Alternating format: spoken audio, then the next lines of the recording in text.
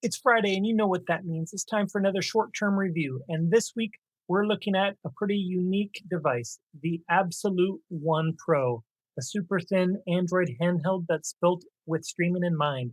Is it worth your time or just another pretty shell? Let's dive in and find out right after this.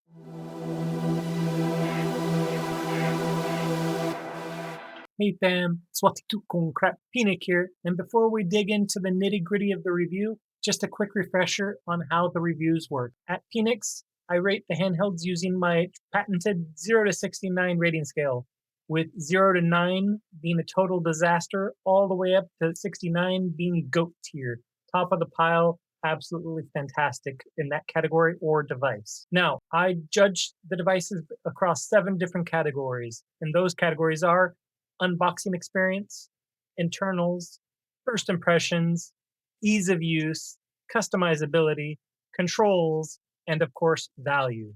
At the end, I'll average those scores and I'll let you know what the overall score is, as well as give you a list of the top 4 pros and cons of the device and suggest who should and shouldn't be considering this device as their next handheld.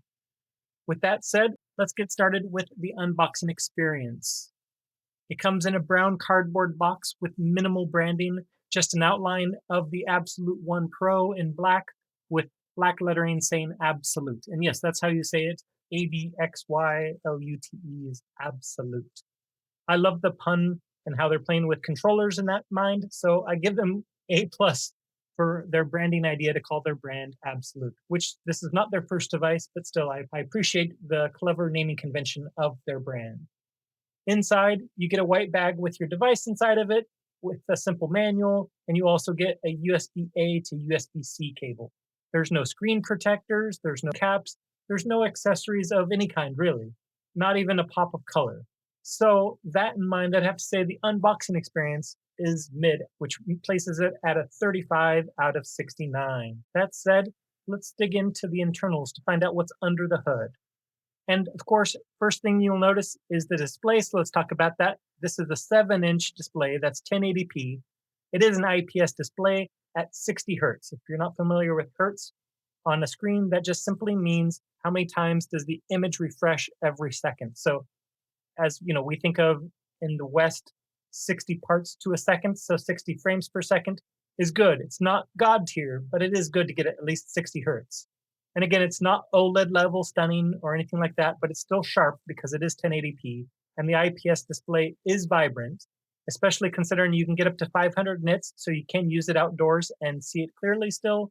And it does have 103.4% of sRGB color, so great color production. I don't know if you are watching the screen, but I have the intro to Metal Gear Solid, one of my favorite games of all time, and this was actually my first game that I received with my PlayStation 1, the first console that I got on my own after my siblings had moved out.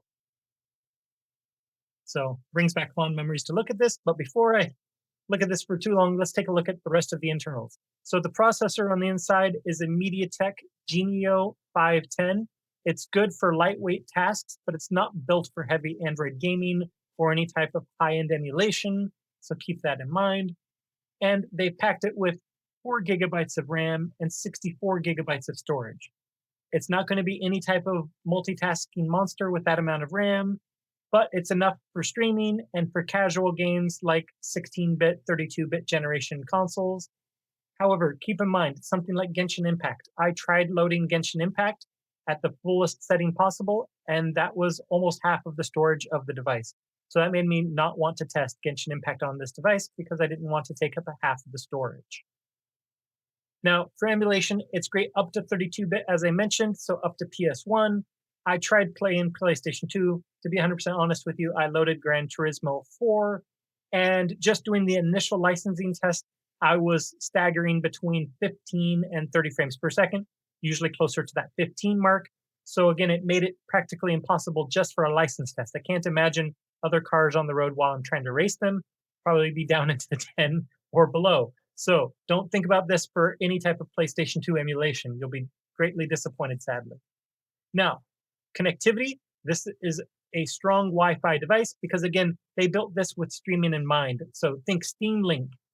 And PS Remote Play, Xbox Cloud, and GeForce Now, all of those should play with no problem, assuming that you have great internet connectivity where you are, because again, that's what this has been designed for.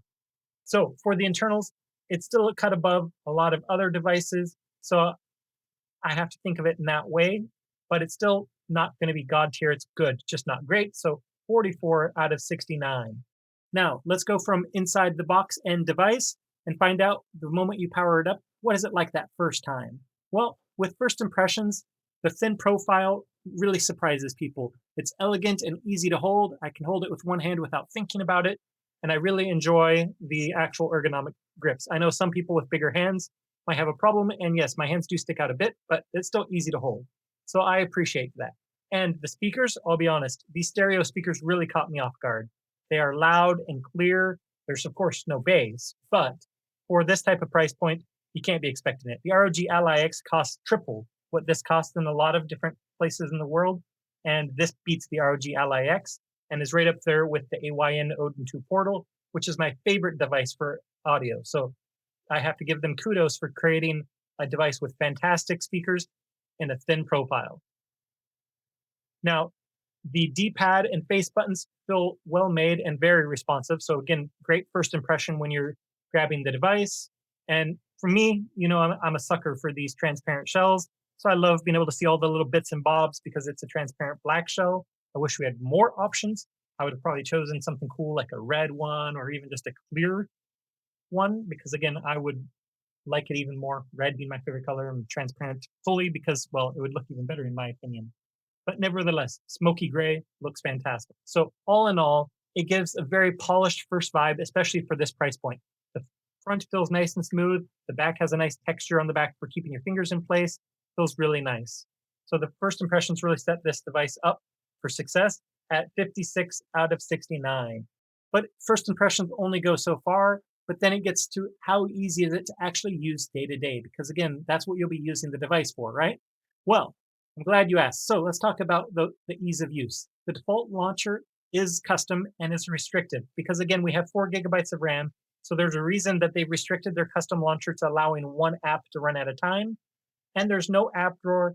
There's no quick options pull down menu like you get on an Android phone or an iOS device. So again, kind of doesn't make it feel like it's at home whenever you're on the custom launcher. Navigating around the UI requires shoulder buttons and D-pad and face buttons or some know-how as far as your tapping goes. So it's cool in theory, but it seems to be quite clunky in practice. It took me a little while to figure out where all of the native apps were on the device.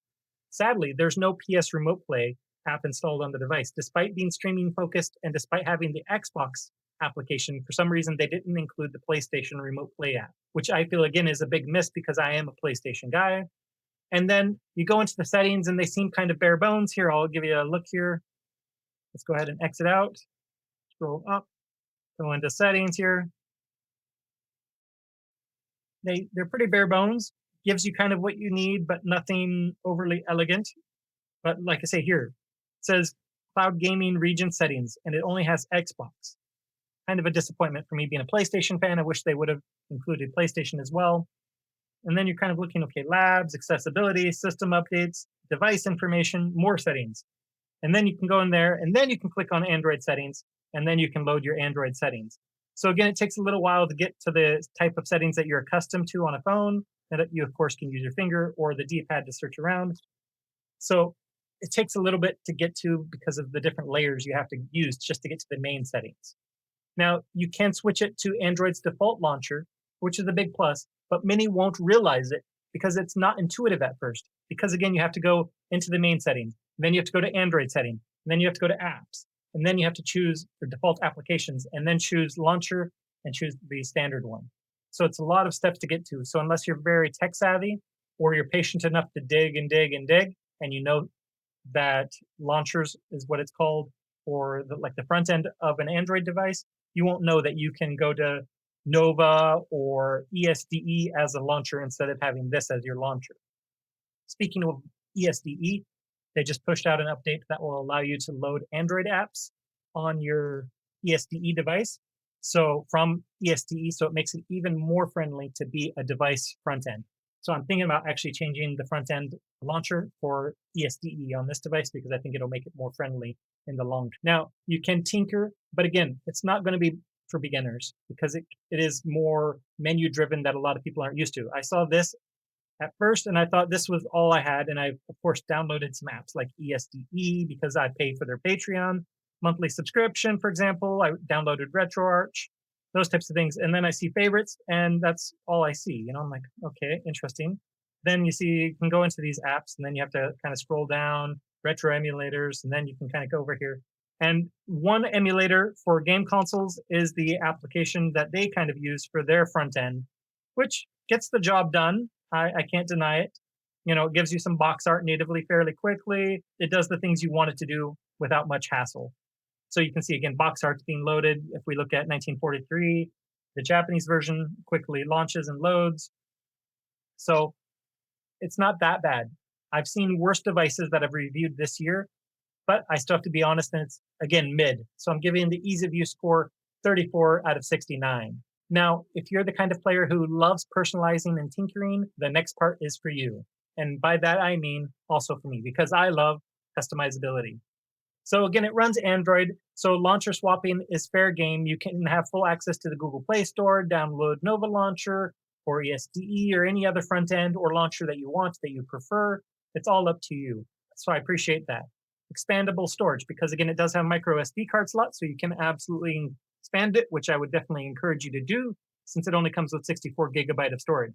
Again, 64 gigabyte of storage doesn't seem like a lot, but remember, this is primarily a streaming forward device, which you don't need that internal storage all that often for that. So it's understandable. I still wish that there was more, but at least you have micro SD card slot for that. Of course, you do have a 3.5 millimeter headphone jack, so you can use that. And of course, it does have Bluetooth, so you can use your Bluetooth headphones if you want to use your Bluetooth headphones as well. As you can see there, it's just on Google Play right there. So nice and easy there. And abxylute, I'm going to put up on the screen here. They do offer some accessories. You can get the screen protector that I got with my device. Here, I'll just show you the box again. Here's the screen protector. You can get, of course, the sticks. And I appreciate also that they've given us these sticks. Most companies only give you one set of sticks. Some are kind enough to give you two sets of sticks. And I know these aren't the most expensive stick caps in the world, but they gave us 3 thumbstick caps. And the nice thing is it actually breaks down. We have here the Skin Grip, FPS Master, and Close Quarters Combat CQC Elite. So you can look down here, and for example, it'll tell you it adds 1 millimeter of height and the original feel to the stick. Whereas the CQC has an added 2.5 millimeters of height to the stick and adds 20% extra radius width to the stick. So that's probably going to be the one I use. And then they also have the FPS Master, which is quite an interesting looking device. I don't know if the camera's picking this up, but it is a double top stick.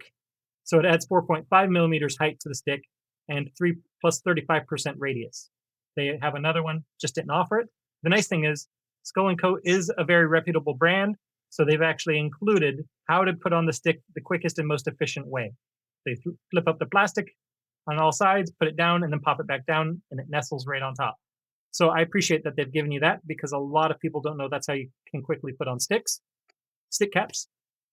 My apologies. So again, I appreciate that we get options of caps. I'll probably go with, again, the CQC ones because I like the indent.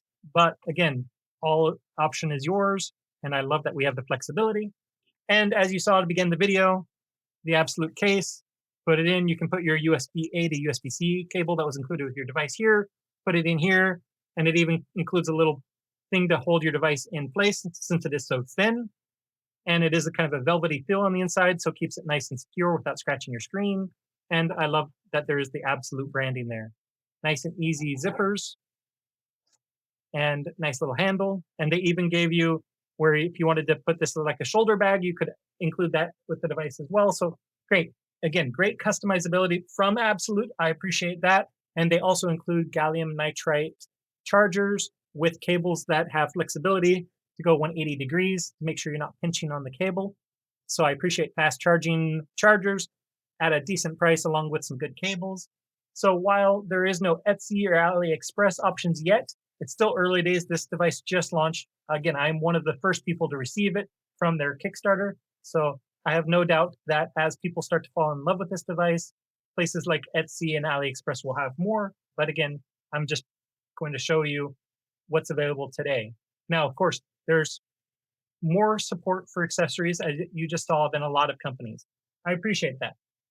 These handhelds don't always have great options for accessories unless somebody like Etsy steps up. So I appreciate that they are giving us those options.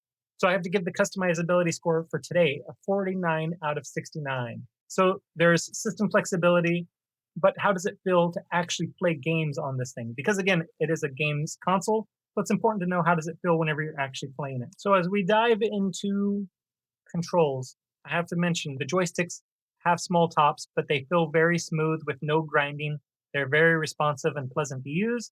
If you're curious how big they are, on the package for the stick caps, it says it's for Switch OLED and Switch Lite, so you know how big the actual sticks are if you've ever used either of those devices. Sorry about crossing you over there. Now, the D-pad is a four-way D-pad. You know, I've told you before that I'm an SNES and PlayStation guy. I've had every PlayStation console ever owned, so I'm a big fan of four-way D-pads. And this four-way D-pad feels absolutely fantastic. I appreciate it. The face buttons are also full-sized console buttons, so bigger than the Switch. Big, big win. I love having bigger buttons. They are a little clicky, but not annoyingly so clicky, just bringing it up because, again, I want to be thorough for you. And the function buttons are a bit more clicky than I would like, but that's common against the AYN Odin 2 Portal and against the ROG Ally X.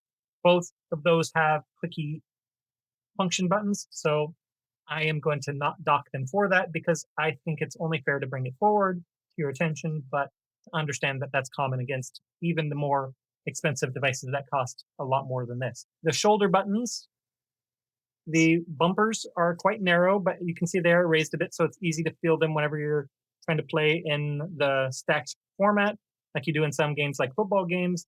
So I appreciate that. The triggers have a nice range of motion and are quiet, unless, of course, you're trying to make them make noise. But generally, you're not going to hear anything there.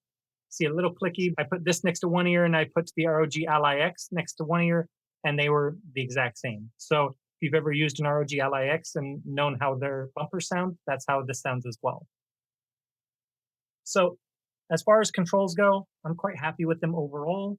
So I'm going to give them a 52 out of 69. I've used much worse controls over the last year, but again, I'm being as candid as I can with you because again, I bought this with my own money, so I can make this for you and be as transparent as possible. Now let's talk about what all that costs you and whether the value actually holds up. At the end of the day, value is one of the most important things to consider. And around $250, it's not cheap, but it's not crazy expensive either. For the price, you get a sharp screen with great audio and decent streaming, Android flexibility, stacked triggers, and a sleek design. But the RAM, CPU, and storage are on the low end.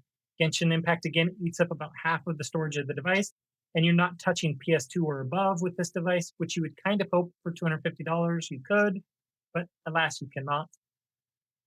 Just bear in mind again, the audio is fantastic. So if you're watching a movie on this, as long as you're not looking for bass thumping, you're looking for good mids and highs in your audio, it's going to rival the Odin 2 Portal, which is so impressive because that is my top device of the year thus far as audio goes.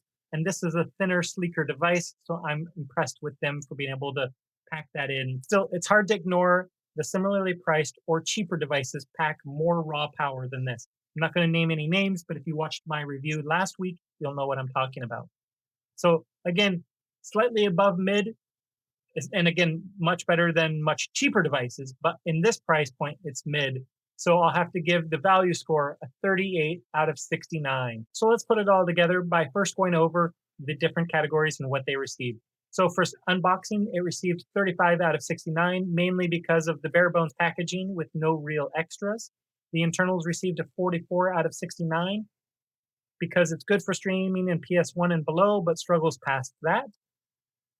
For the first impressions, I gave it a 56 out of 69 because of the sleek build, awesome audio, and transparent shell, offering strong initial vibes.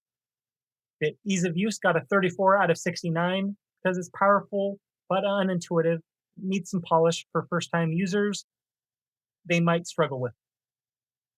As far as customizability goes, I gave it a 49 out of 69 because of Android and offered accessories that Absolute offers, which is a strong base for personalization. And then they'll let the community like Etsy get to it. And I'm sure that they will do wondrous things with this device as far as accessories. As far as controls go, again, I really enjoy the controls. So I gave it a 52 out of 69 because of the great feel and surprisingly satisfying D-pad and triggers. For value, I gave it a 38 out of 69 because it is stylish and has a unique chassis, but the specs don't stretch far enough. That said, that brings the average score to 44 out of 69. Now, as far as where is this unit the strongest, I would say the fantastic speakers that rival the best in the handheld market for this year thus far.